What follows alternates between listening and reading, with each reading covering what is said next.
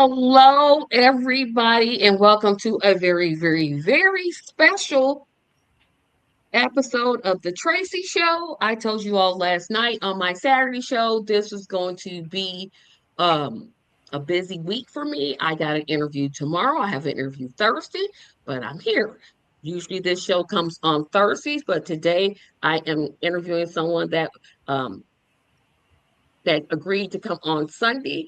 And because I have to do this, I'm going to tell you that there are 40, I want everybody to get this in their mind. There are 45 days until the NFL starts. 45.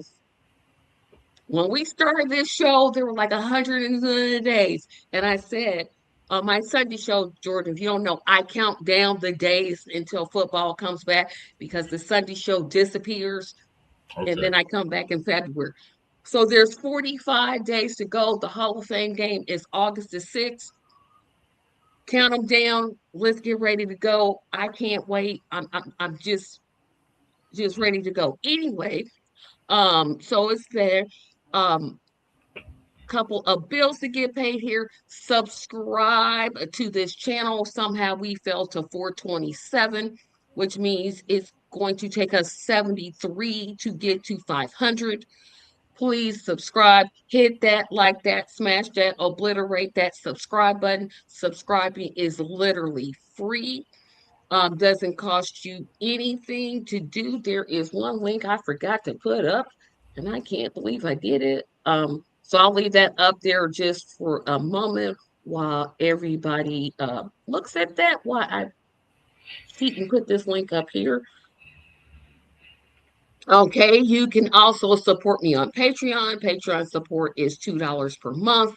That allows me to buy a desk with a microphone and another computer so I can share images better. I haven't had this one up in a long time. My dream is to both simulcast on Rumble and YouTube at the same time. I need 5 followers. I'm still stuck at 4. So if you could go over there on Rumble and just follow, I would appreciate it. I'm going to get to Edie's comment here in just a second. So last announcement to contribute to the First Baptist Church North Drama Academy. It's a program that I'm heading up to empower children with the power of theatrical production. We're learning the basics of acting, dancing, singing, voice projection, stage presence. We're trying to raise $10,000. So your contribution of 5, 10, 15, or $10,000 would be greatly appreciated. And Edie is our first person in. She says, "Hey, Tracy, thank you for interviewing Jordan. He's amazing." So, with that, we're going to let our guest introduce himself. Aloha. My name is Jordan Conley. I'm running for U.S. House of Representatives in Hawaii for the Green Party. Um, they asked me to run. I'm not a politician. I've never tried to run for office before. Actually, I am on the IAEA neighborhood board, so I ran for office for that. But before that, I never ran for office. Before that was like a year and a half ago. So they asked me to do that also, and so basically, let's see. I'm a personal trainer. I played football, basketball, sports all my life. My beginning of my work career, I was a server bartender until I was about 30. Always worked out. People told me when I was in the gym, "Oh, you should be a personal trainer. You should be a personal trainer." So then I moved to personal training at about 30, age 30. I've been a personal trainer for the last 17 years. I'm 47. I work at a place called Polymomi, which is a hospital out here. I work with the staff, the nurses, doctors, and other staff. I work at a school called Kulia Academy, and I'm the gym teacher there. And then I work at the YMCA also in the middle of the day. So let's see. Uh, as a politician, I'm pro universal health care. That'll be one of my first things in office. Like I will force the vote as soon as I possibly can. I'm anti-war. I will try to get money out of the military. At least cut the budget a lot. At least half or more, and end all these forever wars that the duopoly does. And let's see. Other than that, ask away. Okay, so I want to make sure I understand this because a bad habit I have is I always will say when a person's running for office, I always want to put them right in United States Congress. Is that what you're running for?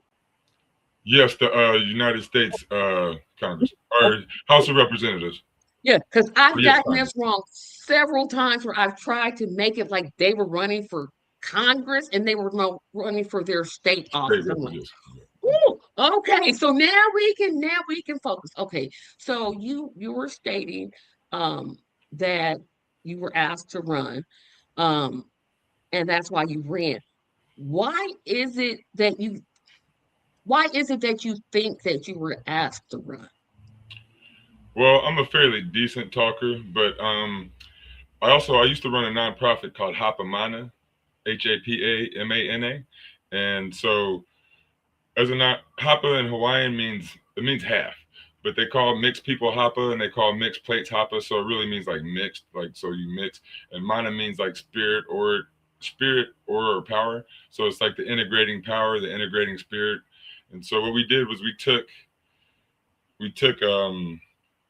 resources to low income areas, right? So we would take like teachers and coaches to low income areas and try to get other kids to come there. We worked with IHS, which is the Institute of Human Services out here, which works with homeless people and homeless kids. We worked at Kanuya Village, which is a low income farming area. And so we brought other people there and like worked at these gyms and stuff. And so they saw the work that I did with the community. I'm like a community outreach kind of guy, community organizer type of guy. And so they liked that. And after like so Hapamana shut down because of COVID, but towards the end we started building a food forest because we couldn't really work with the kids for a while because the spacing and all that. And so I went we started getting a pretty decent sized food forest, but it actually burnt down, so it's not there anymore. But they saw the community work I did and I guess they liked it, and so they asked me if I would run, and I told them I guess I would. Now, I usually don't ask this question right at the gate, but well, no, I want to talk about Hawaii first. And please correct me if I'm wrong. So, a couple of years back, Hawaii had a fire that pretty much devastated the state. Maui. Um, Maui, thank you. Yes. Are you in that area or are you in a different area? I'm on Oahu, so Hawaii is 9 main islands and then a bunch of other smaller islands that most people don't know about. So, um, no, we're 8 islands. The ninth island is Vegas. But so I'm on Oahu. Maui's the one that caught fire, or the area that caught fire. And we have a guy running named Paele, and he's running in Maui, and he's a big person in the Maui Strong movement. Like they had this movement called Maui Strong that was getting money, or fundraising money and helping build the houses, and they built a lot of tiny homes to help people transition and wait till they could build the houses and clear the land of the burnt areas and stuff like that. So in Maui we got Paele running. I'm running for the Oahu side. I'm, like I said, House of Representatives. We don't have anybody running for District 2, which District 2 would cover all the other outer islands, but we do have somebody running for governor. Jesse Fitzgerald, he's running in the Green Party. So we have 3 people running out here. One is in Maui where the wildfires were. Okay, so that's going to scrap my question about people buying up the land. So I'll skip that and I'll go to this. So in your district, and uh, I'm imagining it's pretty much the same as here in Indiana. What are the, let me backtrack that question. So when I'm looking at your website, I see that you have a couple things on here, and I'll put up his website here in just a moment, guys. Um, I was trying to find it and I now can't find it. Where is it at? You already talked about something, two things that I'm very, very glad that you said. You talked about being for universal health care, which I will always call Medicare for all. That's just what I call it, but we pretty much mean the same thing. Yeah. Talk about the healthcare costs in your area and what made you come to the conclusion that, yeah, this is like, I think I know what you're going to say, but talk about why you came to the conclusion that healthcare is a universal right and not just for a selected few. I mean, to be honest, I thought universal health care was right since I was a kid. I think just because I'm alive, just because I'm a human and everybody else is alive and feels pain, like you stub your toe, you bang your shin on something, you know what it feels like to feel pain, right? Like I've seen when I was young, I've seen older people die of cancer. I've seen people die of all kinds of different stuff, right? My grandma got hit by a car and she was 100 years old. They probably couldn't have saved her, but I've seen all people die of all kinds of things.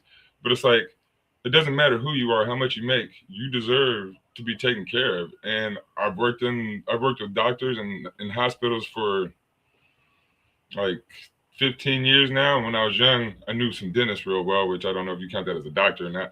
But you know, all of them want to help you out. They don't want to charge you. They want to be able to, have their house and cars and stuff, but they don't want to sit there. They're not sitting there thinking about, oh, I'm gonna make all this money. That most of them are thinking like, oh, my grandma died of cancer, so I want to go cure cancer, or my dad has these bad hips, so I want to cure hip pain or whatever like that. Or they have their own pain and they want to help other people out, or some people just want to help people out. Most doctors don't. They care about money because you have to in a capitalist system. You can't not, but they care about people more than they care about like why or whatever. It's just if you're in pain, they want to help you out. And so, I mean, I've always been for universal health care. I can't tell you what was the thing that made me for that. Like ever since I can remember, like when I was young, when I was 4 years old, I had to get my tonsils taken out. And I weighed 28 pounds when I was 4 years old. And when my mom took me in, the doctor got mad at her, talking about I'm gonna. He said he was gonna call CPS, Child Protective Services, on her because he said you haven't taken this kid to a doctor, and she said no, I've taken him to like 5 doctors, and they all just told me to leave or whatever. And he said he wanted all the doctors' names that he was gonna call and report them that my throat was so bad that it looked like I was about to die. And so they admitted me like within like a few days, and they're gonna take my tonsils out, but I caught the flu or pneumonia or something like that, and they had to wait. And I was starting to die, and he said, "Well, he's probably gonna die. Like he has like a 20% chance of living if we take these tonsils out, and if we don't, he's probably just gonna die." And so they took him out, and so obviously I lived.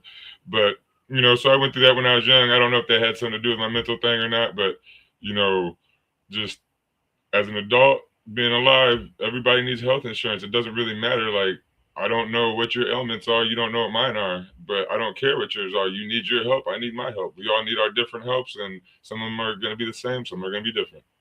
Right. And you said something that is so important when you said you would force the vote. And Yes. I'm gonna try not to go because this time is slotted for Jordan. So I don't want to go on a personal rant about why so many people are so afraid of this. But I'll say this and I'll let you answer why you want to take that route. Yeah. Be the Joe Manchin of the House.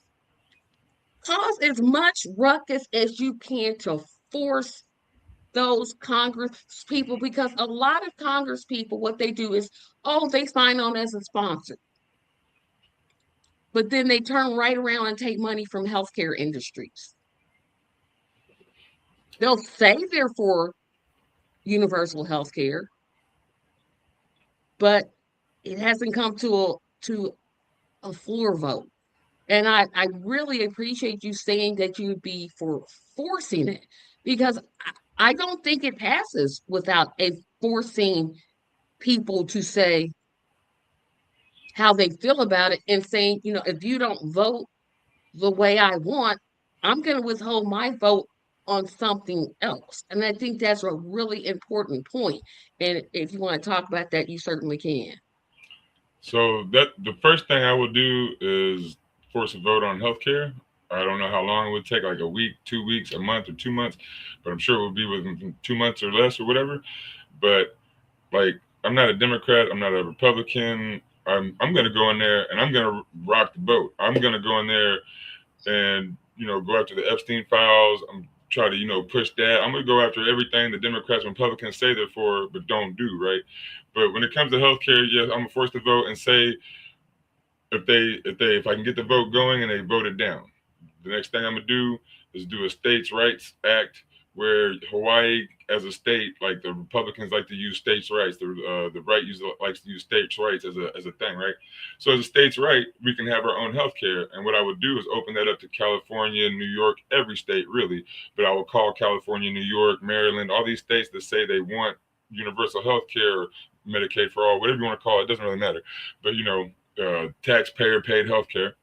I think Illinois, there's a there's like 10 states that I got 5 off or so, but there's about 10 that I know offhand that they say they want universal health care right away and all this stuff. So if we do a states' rights thing, we all come together, and I think Florida, but like we're the ones that would be carrying the country anyway, right? Like Hawaii, California, the ones that make the most, New York. If we did a universal health care thing, the taxes that come from our states would pay for Alabama, Oklahoma, uh, probably Tennessee. Tennessee might make enough, but there's a lot of states that we would carry because we make more money, especially California and New York. But so if we did a states' right thing at first, it would be easier for us because we wouldn't have to carry those states. As it shows that it works, other states would join in, and we would let other states join in until it just became total United States universal health care. It's my kind of goal. Right. And and like I said, that's just so important because when you have a tool, you hear these politicians, I'm for universal health care. No, that's not, I'm going to take that back. They say they're for lowering health costs.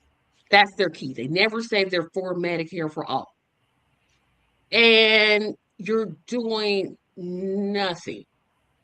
Forcing it, being that agitator, being that person that's going to come in and say, no, I'm here to agitate. I think it's the right play because we've got 435 people that just don't seem to want to do anything. They're just sitting there, just twiddling their thumbs and da da da da da, um, and doing nothing. But I did want to ask you this. Looking on your website. Oh, I'm sorry. Did you want to say something before I move on? Oh well, you said they don't talk about universal health care. If you look up Nancy Pelosi when she first started running in either the late '80s or '90s, she ran on universal health care. Right when she got in, she stopped talking about it. Bernie Sanders, AOC, both kind of ran on universal health care. Barack Obama actually ran on universal health care, and then he changed the Romney Care, which turned into Obamacare, which was the same thing. But so, like, they do talk about universal health care sometimes, but like as you said, they talk about it, but they're not about it. They're not going to do it once they get in there. It's all talk. It's all to get your votes, but then they're not going to push for you. They're not going to work. They work for their corporations, their donors, and not us. Um, you also talked about something else that is very important, especially in Hawaii, raising the minimum wage. And I know the costs in Hawaii are way astronomically higher than I'm in Indiana, so I know that the cost of living here are lower than the cost there. Um, Question one is would you be opposed to changing that to a living wage? And the reason I ask that is because again, it costs more to live in Hawaii than it does Oklahoma. It costs more to live in New York than it does in Indiana. It costs more to live in Florida than it does Alabama. So when I think minimum wage, obviously 725 is just not hitting any there's no there's no circumstance where anybody can live off of 725 an hour. But when I think living wage, it adjusts as to where the person actually lives Right. and not just have this one rate for everybody when I'm like, well, Well, national minimum wage should be kind of the lowest state cost or whatever. I guess that would be the national minimum wage, which should still be way above 725. Like they had it at 15 before. But so I read this article a long time ago that when minimum wage in the 70s or 60s, it kept up with kind of production and whatnot and inflation, and it was they had the chart of the 3 lines, and they were kind of going up real similar. And then at one point, it was when Nixon was in, when he dropped the tax rate, the minimum wage started staying level, production and inflation kept going up. And so it said if minimum wage kept up with inflation, and this was like maybe in the early 2000s, if minimum wage kept up with inflation, minimum wage would be like $21 or $22 at that time. If it kept up with production, it would be like $29 or $30 at that time. And that's 20 years ago or so. And so we should tie either minimum wage to inflation, tie it to production. I think we should tie it to production, right? So we have all this automation and all that stuff, right? So if you work a job at a factory and they say this machine can do 100 times what you do and you lose your job, the employer should keep 99 of those times. You should get to keep your one time, right? Like the employer's still going to make 99 times of what you did or get 99 times the production of what you did, something like that. And so, yes, I'm for a living wage. However, you want to work it out by first in the country, you got to have a bottom wage. But then in each state, like in Hawaii, our minimum wage is $15. In Washington, it's $21, I think. And so that, or I'm also for a UBI if that's better to people. If we think that's better, universal basic income where everybody gets paid, $1,000 or $2,000 a month on top of your wage. So I'm open to different ideas. We don't have enough, like, we obviously aren't making enough money as a country. There's way too many homeless people. There's way too many people living check to check, you know. So a higher wage, a living wage, a UBI. I'm open to ideas, but I'm for all of those things, and that would be one of the top 5 things I would force the vote on too: a higher minimum wage or a UBI or a combination of the two. But I would also force the vote on that. Now I gotta talk about and I know I'm pulling this out early and people aren't used to me doing this. Well, no, I'm gonna backtrack. Um, food security. That's something that I don't care what state you live in. I don't care where you're living in. I don't care where your income. It seems to be a problem nationwide. What are your steps in addressing what I call a crisis? I definitely call the food security issue a crisis. So I would like to end food deserts, which is where it's a 20 or 50-mile radius where there's no fresh food around your house or something. I forget the exact distance, but they call them food deserts in America, and we have those in the U.S., which we're the richest country of all time, and so that shouldn't be. But one of the things, like I said, I was building a few food forests in this low-income area. I think that we should educate kids about food in school. I think that we should have food forests around pretty much every school. I think that we should have gardens in every school, and that we should do it in homes and in neighborhoods. We should have forests instead of grass. Like each house could have like a big fruit tree and then different like vegetables and gardens and whatnot. And we could have either the schools or different groups, manicure the gardens and collaborate all the yards and stuff, and then pick the stuff up and the fruits up and pass them out. Or you could have like farmers markets where people could just come in their neighborhood and bring all the fruit to one spot and then just move it around and whatnot. But that's kind of a later type of deal. But at the beginning, we need to tax the rich. Like we need to tax people and well, like we said, higher the minimum wage, UBI, something like that. So if you have a higher minimum wage, now you can afford better food, more food. But we got to tax the rich. We got to tax the wealthy. Empty homes taxes or taxes above. Back from 1932-ish to 1977 or so, the highest tax rate was like 92 or 3%. And that's when America built the most and had the most prosperity. And so we need to go back to something like that. But that's the top tax rate. So at the first, like nowadays, it'd be like the first 10 million, you'd be taxed at a regular rate. But after 10 million a year, you get taxed at like 93% or something like that. And most people say, oh, that's crazy. But who's going to make that much? People like Elon Musk and them, like, who cares? Like, most people aren't making that much. But and what people don't know is that like the bottom 50% of people have like 0% of the economy, or like even almost -% of the economy. If you should pay the taxes of what part of the economy you're in. If you own like 10% of the economy and that's what the percentage, okay, you pay 10% of what the taxes need to be.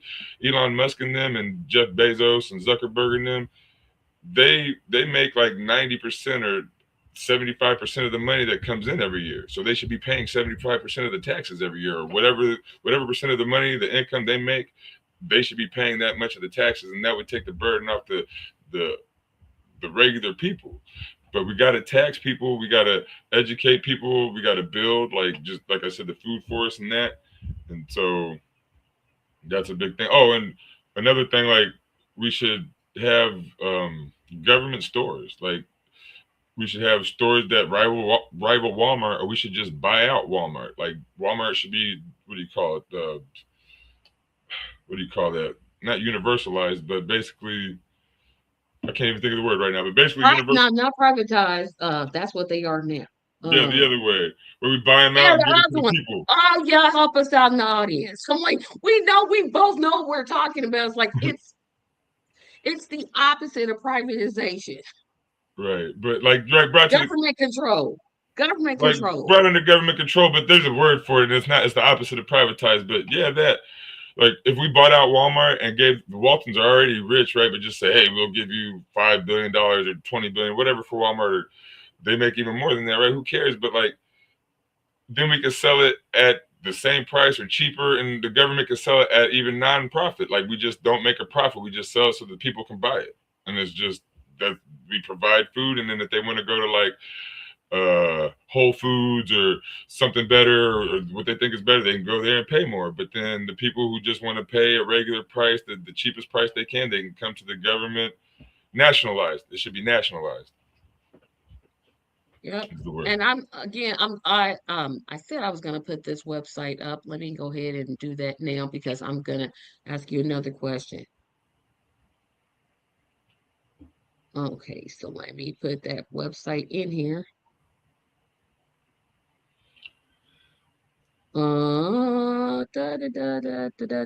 There is Jordan's website. Visit it, please.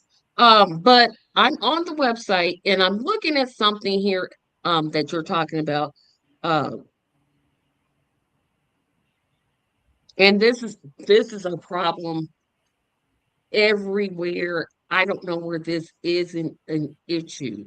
Um, you have a unusual header under your educate under your future platform, and you want to teach indigenous language and cultures. And not that I'm against that. I am not against that.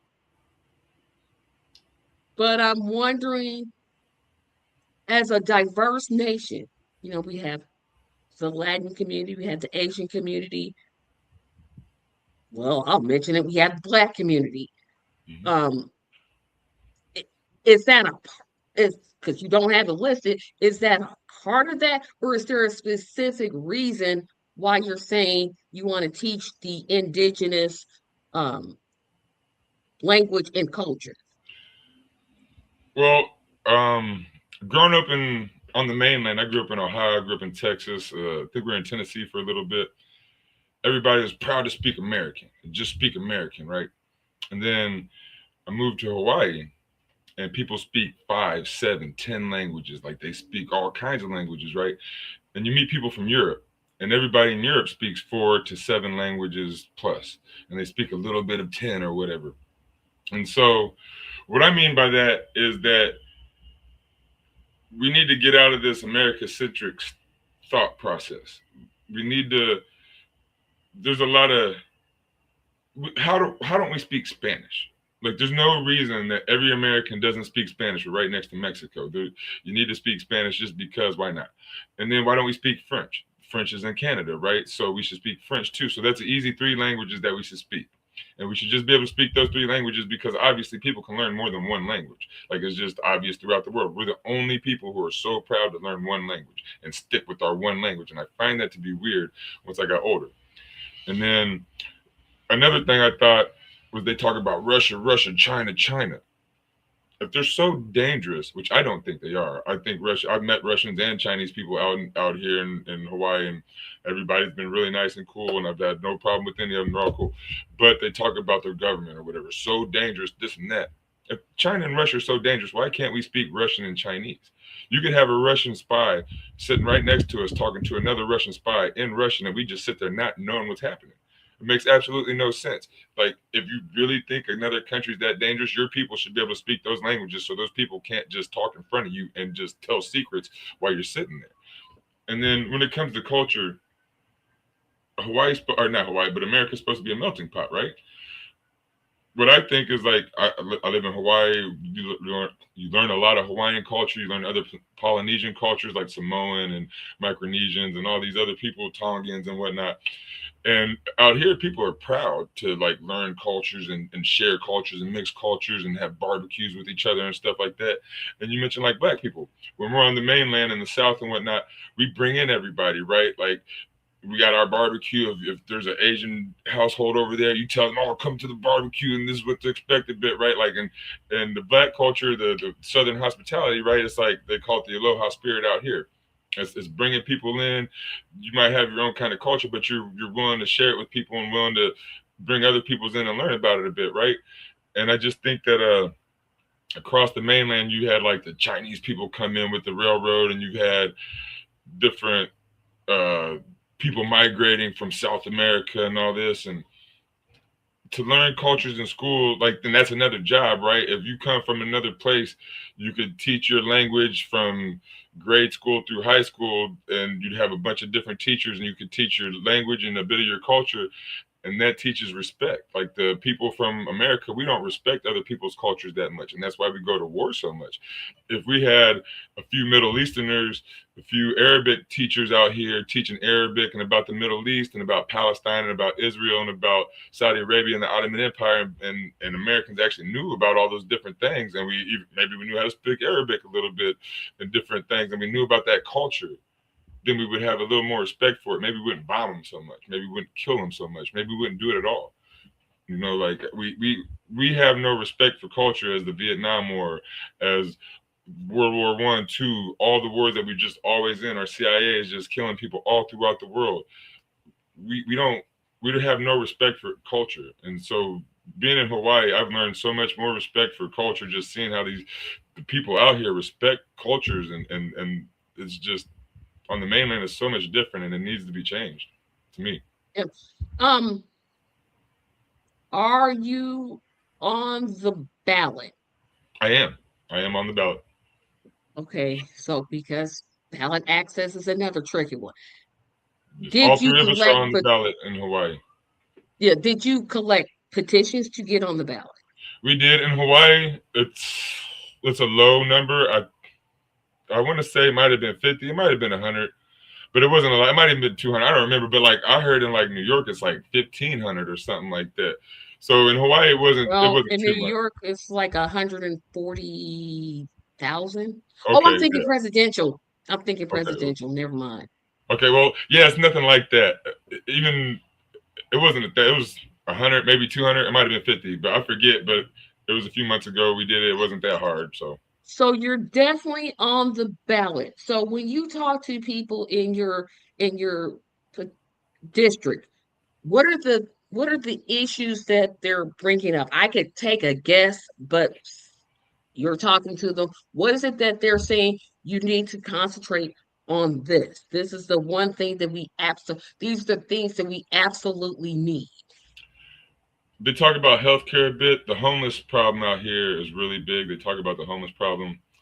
Um,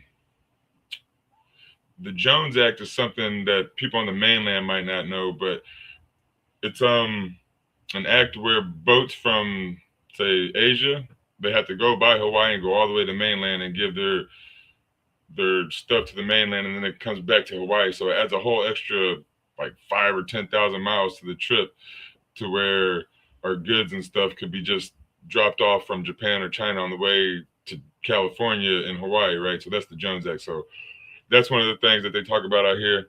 But the homelessness problem is really big out here, and they probably talk about that the most. Okay, so um, and that's where I want to get to next. But we have some comments in the comment section that I ignored, so I'm gonna get to them. Um, Kalia is in the building. She says, "Hey there, folks. Hello, Kalia. Glad you could tune in." Aloha. Diaz is in the house. Hello, everybody. He also states healthcare may or may not be a right, but it's absolutely something every nation should see as an investment into its future. A healthy society is a prosperous society. Nelson is in the house. I have a friend living in Hawaii and I care about Hawaii. We need to get behind all those who are against the corporate Republicans and Democrats. We need people who are true socialized. are for true socialized democracy. Um, Nelson also says this is a great idea. With your own garden, you know that there is no harmful chemicals on the food that you grow. And as a person that just had the recent stomach virus that was breaking out, you don't, I No. don't even want Yeah. to tell you what anguish, the anguish I went through. Oh my goodness.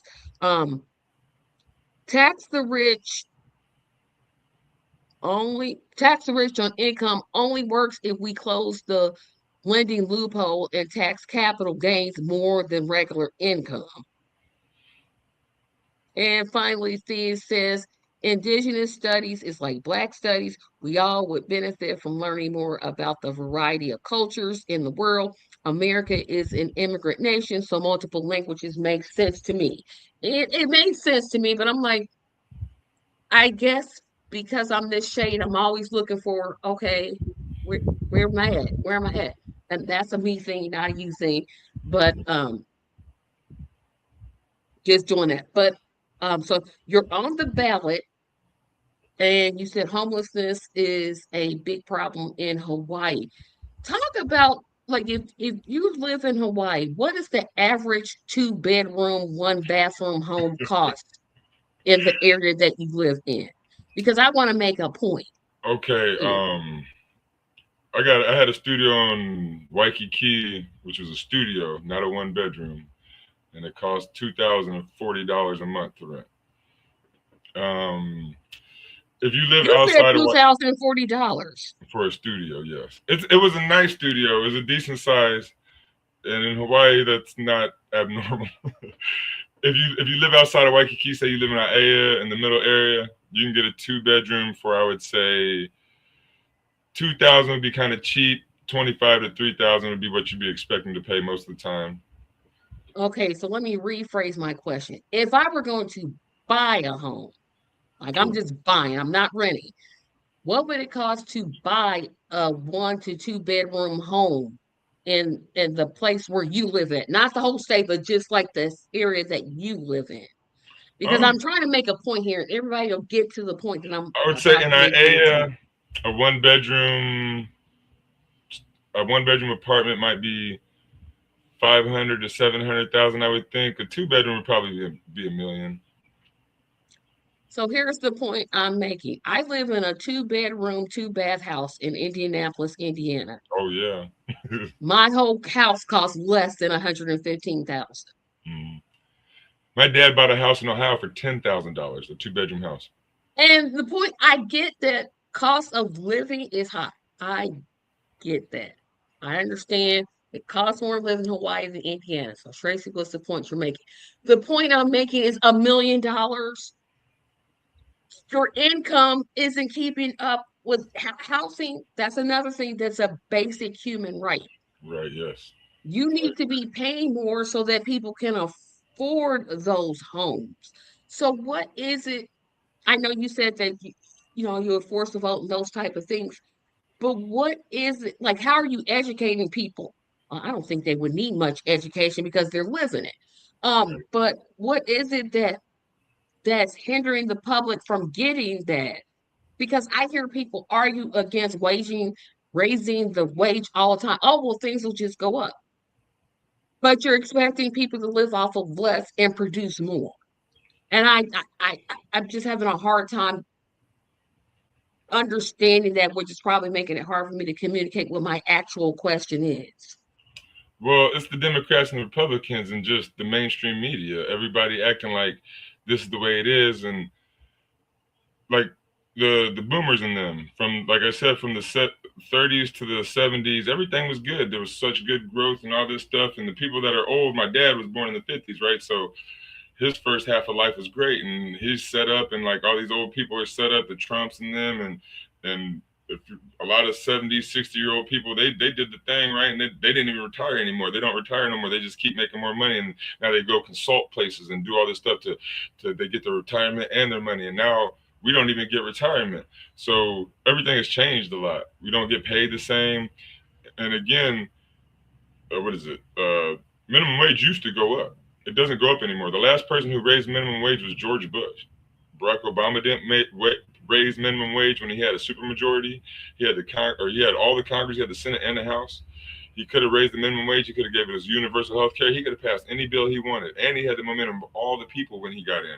Everybody loved Barack Obama. He could have done anything and did absolutely nothing. But you're missing a point. You're missing a point. He didn't want to do it. Oh, I know that. Oh, but that's why I said it's the you know Democrats and that. Republicans. Okay, no, but here, and I'm not coming at you saying that because I know you know that. But here's what I get when I talk to people that look like me. They're the same shade, got the same melanin, they same racial background. Well, it was racist. Yes, it was. Absolutely, sure was. But you had the House and the Senate. In those 2 years, you could have passed universal health care, codified Roe v. Wade, canceled student loan debt. You could have done all three of those. He could have done anything. Like anything. And this is where it agitates me. It's like I see your campaign, you have the desire to do it.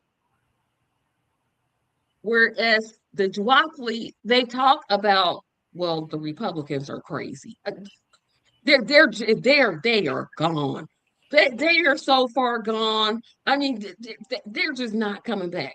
But the Democrats, they'll talk, like they'll say enough to convince people, then do nothing, and then come back and convince the same people. Oh, well, I'm not as bad as that guy. If you vote for that guy, it'll be far worse. Well, why can't it be just better? Well, I don't. When you talk about the Democrats and Republicans and lesser evil, I don't think the Republicans are far worse or even more far gone. Who wrote the crime bill? Joe Biden wrote the crime bill. Bill Clinton passed it. The crime bill militarized our police to where now they knew that a Republican president would come in again at some point, right? So they're going to militarize our police, knowing that the Republicans will have a president again. They do this stuff for each other. Now Donald Trump can use the militarized police that Joe Biden gave him against us, against migrants and all this stuff. He didn't do it. Nuh-uh. I have literally argued people down. I'm like, yes.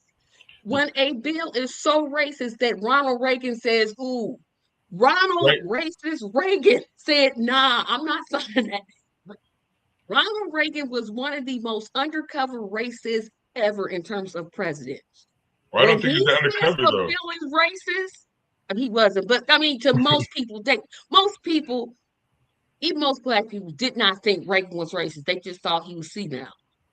But when a bill is so bad that Reagan says, I'm going to stay away from it, there's your clue right there. Right, and then so how is Joe Biden not more racist than him? To me, right? Like people.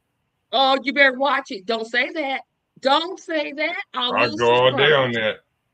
Joe Biden in his 2020 campaign said that Black people don't know how to raise their children. He said that and nobody caught it. It was crazy to me. And I tried to post it to people and I told all my family and stuff, and they're like, oh, that's not what it's crazy. It's just so weird. But Joe Biden, he talks about Strom Thurmond and all these people. Joe Biden is totally racist. He just, for some reason, people don't care because he's a blue racist. And that's the problem. You just literally said what the problem is. I'm like, this man literally said he didn't want his children to go to school with Black children. He said it. He didn't. Now people say, well, maybe he didn't mean it. Okay, has he apologized for saying it? No, he has not. Has he said, hey, I was wrong for authoring the crime bill? At least Bill Clinton sort of kind of apologized for signing the crime bill, although Hillary was running at the time, and that's why he did it. But at least the words "I was wrong" came out of his mouth. Like they were there, right? They were there. Again, it was, but to get people to think that way, it's like, oh well, no, he's not as racist as Trump. Well, nobody's racist as Trump. I mean, if we're having a contest, well, I think that literally they're the same person. And nobody ever wants to listen to me. I'm like, they're both old, they're both white, they're both racist. Tell me where I'm wrong. They both have these never-ending wars, even though Joe Biden did one thing right. He did get the troops out of Afghanistan, but then he turned right around and gave weapons to Ukraine. But I mean, that's the one thing I'm like, okay, that was good. Well, I mean, they He, shift wars. You got to come out of some and then go into others, right? You can't just go into every single country and then eventually you'll be in all countries, right? You got to pull out of some. But so that now that's a good point. I didn't think about that, but it's so hard, and that's my next question. How hard is it to communicate to the electorate, like the people that would likely vote for you, but they're scared that if they don't vote for whoever the Democrat that's running against you, because I'm sure there's a Democrat running for your seat that's probably favored to win, like, how do you communicate with them? Because to be honest, I would just, this is why I don't run for office. I'm just not having a conversation with you.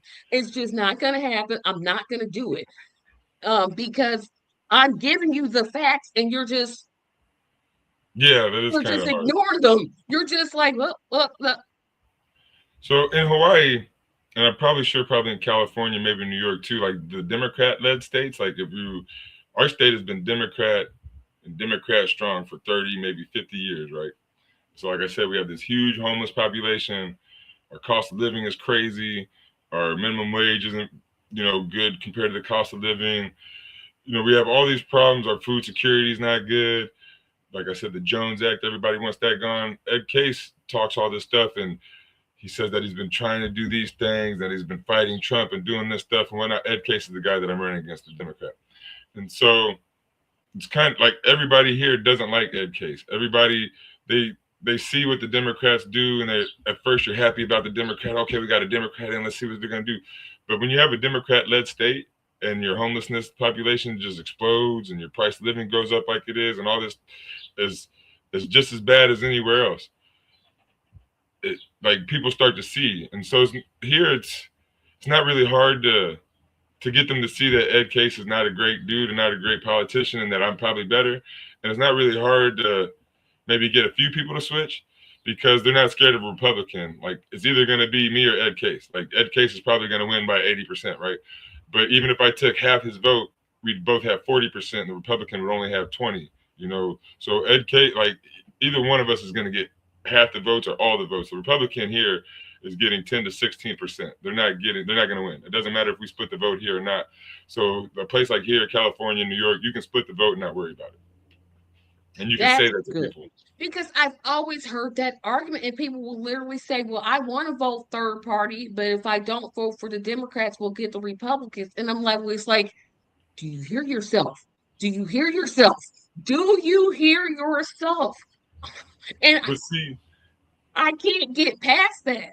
I'm just like, help me because I can't get past it. I'm like, well, wait a minute. So you're going to vote for somebody you know is terrible because you don't want the other person. Why don't you just vote for the third party candidate that you actually fall in alignment with?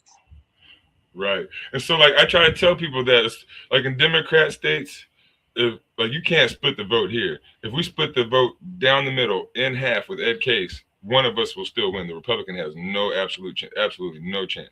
Same in California, a lot of places.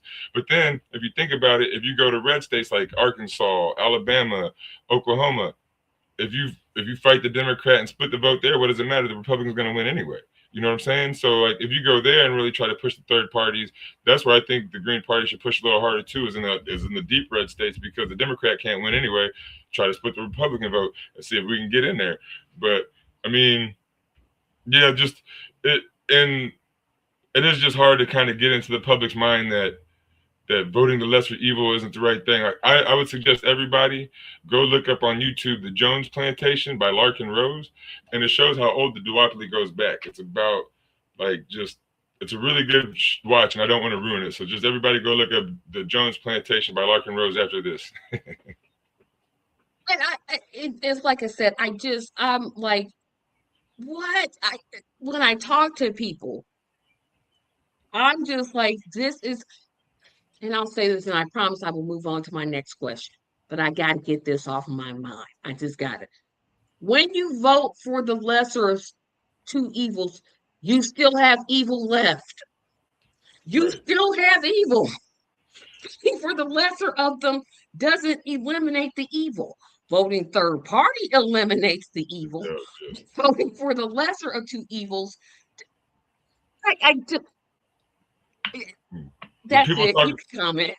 people talk about this as Trump's war, right? This isn't Trump's war. It started under Joe Biden, if you go back to the genocide. But then, if you know about history, it started in 1947. And it's been going on under Republicans and Democrats this whole time. And it's not Trump's war. The We broke up the Ottoman Empire in the 1800s or early 1900s on purpose to put Israel where in there. We did that on purpose as the West, and we've been doing this through Republicans and Democrats, and people just don't study history and don't understand their history to know this stuff, and that people make Trump out to be so bad. They did that with Ronald Reagan too. They act like Reagan was the worst thing ever since whatever and whatnot. And every time that we do that, or every time that people do that, it makes Joe Biden's genocide a little bit easier to accept, right? It makes Barack Obama going over and adding 7 wars or 7 conflicts, invading Somalia, Yemen, and all these places, Syria, it makes that easier to accept. But if you think about it, you talk about, oh, people think Trump is the most racist, bad person ever since whatever. BLM started under Barack Obama. Black Lives Matter came up because police brutality was so bad under Barack Obama. That's when it came up. Occupy Wall Street also came up under Barack Obama. It Like, sure did. so it wasn't, I mean, George Bush was before Obama, and yes, he had something to do with that, but Obama was there. He had a supermajority. He didn't do nothing. The housing and the car stuff, he bailed out the car people rather than he could have gave everybody, say, oh, I'm going to give you guys $200,000 a piece. You got to spend it within 2 years, buy a car, pay off your house, something like that. That way we juice the economy, and the people get to choose where we want to put our money, what cars we want to buy, what we save and what we don't save. Rather, he chose what to save and what not to save, and here we are. I remember that. And he said because they were too big to fit, or was that the bank?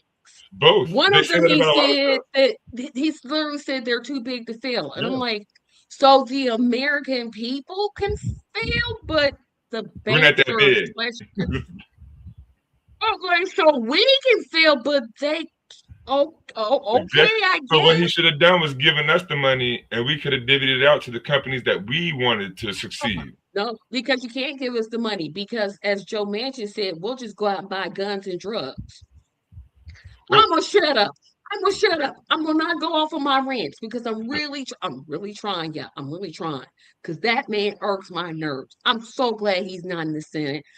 I'm just like, look, West Virginia, don't make me move there. to vote. I would literally do it. But I want to talk about something. Well, I'll do this as a separate discussion. I want to um, point out this because I didn't see it on your website. You don't have a donation link. I do not right now. If you want to donate to me, go to the Green Party, the Hawaii State Green Party, donate there, and put my name on the donation. Um, I've I've been trying to get my EIN number, which is how you get your bank account, and for whatever reason, online it won't let me do it, and so I got to go into the office, and I just haven't had the time. I work regular jobs, right? I work 3 jobs, like I said, and just I haven't been able to do it. And I actually, now that I'm late, I have to pay a fine. And I was gonna go last week, but then I found out I had to pay a fine, but I didn't have the money to pay the fine. Now I got the money, so I'm gonna go next week. Understand those fines can get you because I'm like, well, how do you okay, but you've given us an apparatus to do the support. Green Party Let me Hawaii. see. Yeah, because I think I'm on their website now. I'm gonna find the donation link. Hopefully I can find it. Shouldn't be that hard. It might be at the bottom, but Okay, so let me go to home. And nope, it just says join our mailing list. Nope, I don't see it here either. Hold on a second. Nope, I don't. Okay, donations. Nope, I don't see it. Let me bring this up and you can tell me where to look for it at because I'm like, okay, I don't see it. hmm. Let me share my screen. I'm assuming this is so. Is this the website? Oh, right there. I was Oh gonna my say we just gosh. redid it actually, but then Oh my goodness, it was right there. It's here, there everybody. you go. let me put this link in. Oh my goodness. I'm like, well, where is it at? Let me stop sharing. Oh my goodness. I'm like, That's how it works. As uh, soon as you try to get help, you uh, see it like, just right there. Oh my goodness. But here's why I always bring up fundraising. And yes, now I'm going to go on a rant. I don't even care. If I hear one more person on the left say, stop putting profits, let me backtrack. I'm one of the few people when I work a campaign, I enjoy fundraising. I know I'm a weirdo, but I actually enjoy it because I get to talk about the campaign. I can talk about what we're doing. I can do all those things. So I'm not afraid to ask for money. But if I hear one more person say that George's campaign doesn't need dollars because he's putting profit over people, shut up. I'm so tired of this. Campaigns cost money. yeah, We do not have publicly financed elections in the United States, which is what I ultimately want. yeah, But this is the system we have. Nobody's saying donate your entire check. Nobody's saying, um, well, he should just take money from companies. He's not taking PAC money, which I'm assuming you're not taking PAC money. Um, no, $5 is not a lot. I know it sounds like a lot, but you can save up for it. You can put aside some coins in a bag, go get a money order or a debit card or something. That's my challenge. And I've been challenging people for that because you have to pay for that website. You have to pay, even though you probably designed it yourself, you still have to pay for web hosting. You still have to pay for um, any type of signage you want, any type of, if you have merchandise, even those things, they're not free. Do I wish that money didn't influence elections? Of course. Like I said, until we get publicly financed elections, this is what we have. right. That's all I wanted to say on that. And so I'm also for publicly financed elections. Now that's something I'll fight for, and that's like probably my top 10 or 15. And then also ranked choice voting, and that's in my probably top 10 or 15. And I'll fight for both of those for sure. Yes, because ranked choice voting is illegal in Indiana. We recently became the 12th state to pass a law against ranked choice voting. Well, I mean, I think that should be how we do it, and I Oh also no, think we our should do a governor single is an issue vote. idiot. Yeah, Uh, our governor and lieutenant, they're both idiots. And we They should both also are. do more direct ballot voting, where we do like, we vote if we want weed to be legal, or we want whatever, like single issue votes, right? Where we vote on one issue as a people, and instead of having the Congress do it. How Oh, you mean a California was the public first state to vote for referendum? weed, but Public referendums. yeah, so more of those too. Also illegal in Indiana. And so that's probably like, I bet the Democrats did that, right? So the Democrats go around the nation in every state filing lawsuits against the Green Party and anybody left of them to keep them off the ballot. And so What if they?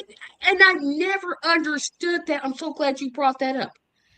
If you, if I were running for office and somebody is running against me, put them on the ballot. the And you Democrats know don't want why I say that? My campaign is better than yours. My policies are better than yours, and the public will see it. Why am I wasting money that could go to grassroots efforts, to go to organizing, to keep you off the ballot? Really? Really? Well, the reason they're doing it is because they have I mean, I unlimited know funds. why. Right, because they're They corporate funded, right? And we're not. So our $5 or $10 that we get from our people has to compare with their thousands of dollars that they get from their corporations. So they got all the money to file lawsuits, and we have to fight the lawsuit, which costs money, which costs time. Then we got to, like you said, we got to get signatures and whatnot. And so that's why we have to get signatures. The Democrats and Republicans don't have to go get signatures to be on the ballot, but the Green Party and the different left-wing parties and the Libertarian parties in some states do, and it's mostly because of the Democrats, not the Republicans. The Republicans don't do it. The Republicans don't really care. Republicans, I want to make a small correction. Republicans in states where libertarians are like polling well, they have been known. They don't do it as often as the Mm-hmm. Democrats because the Democrats are the chief executors. They what I call a shot caller, ball callers. They know how to do it better than anybody. I mean, they just know how to do it. Republicans, have done it, but what they do is a little bit different. They infiltrate their Yeah. conservative third parties. Whereas we see a Democrat coming, we're like, nah, get out here with that. Well, the Democrats they use the DSA and they pull younger and less informed leftists into the Democratic Party Oh, for you the first starting five on or ten. DSA. I wanted It's, to avoid that so well. but it's like that's what the Democrats do, right? Instead, like the right and the Republicans, like you said, they infiltrate the Libertarian Party and they go into those parties because it's a little bit easier. What the Democrats do is they pull less informed people, newly uh, political people into the party, and then you get like 4 or 8 years out of them, and they get they get mad and then they leave or whatever. And it normally takes it till you're about 40 years old to get mad enough to leave the Democratic Party, right? Because you had Barack Obama, well, you had Bill Clinton first, right, playing the saxophone. Oh, he's the first black president. He's on Arsenio Hall. Then you had Barack Obama with his hope and change, and everybody believed in that, right? And he kept people in the party. And then Bernie Sanders, and people believed in that, and then Bernie Sanders again.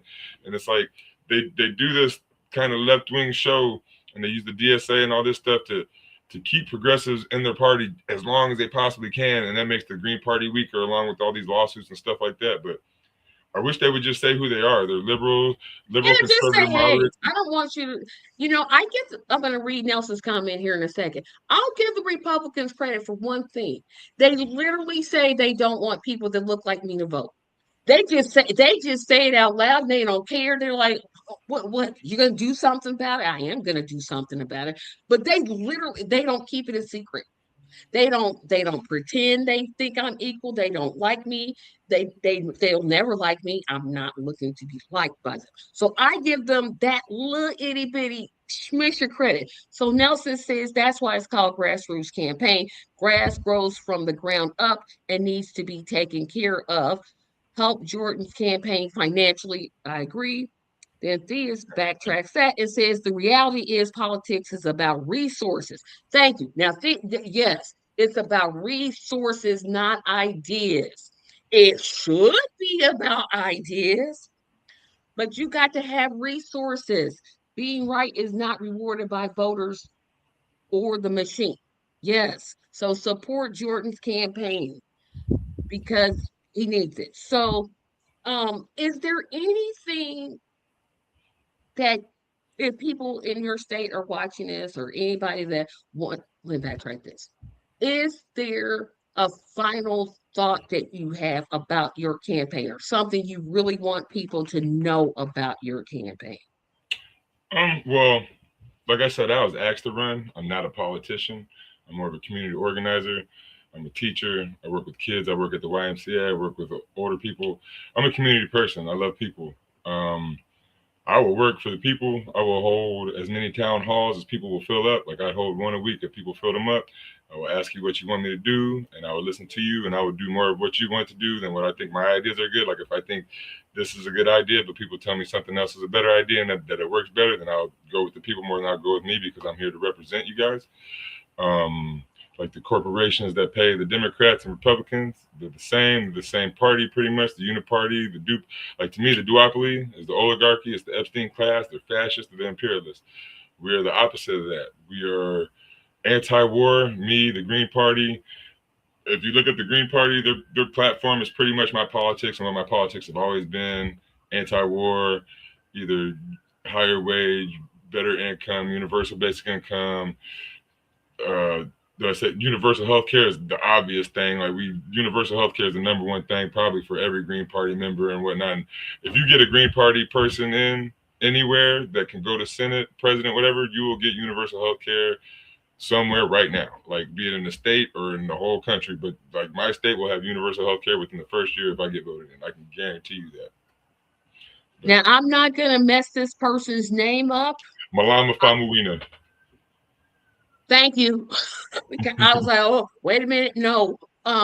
She says, and this was a new person. So hit that subscribe button, please. Awesome job with the interview, Tracy and Jordan, with your responses. Wishing you the best of luck to make it to Congress for all us, the people. And finally, where can we find you at? Because You I put the found you in an unusual way. So everybody can't find you the way I did. Well, my website is jordanforhawaii.com with a backslash. I should have done my due diligence a little bit better at first. There's another Jordan running in Hawaii, but for a different spot. So he had jordanforhawaii.com already. So you got to throw a backslash on for mine. If you just type in Jordan Conley, Hawaii, you'll find me. If you type in Hapa Mana, you'll find a lot of the work that I've done in the community.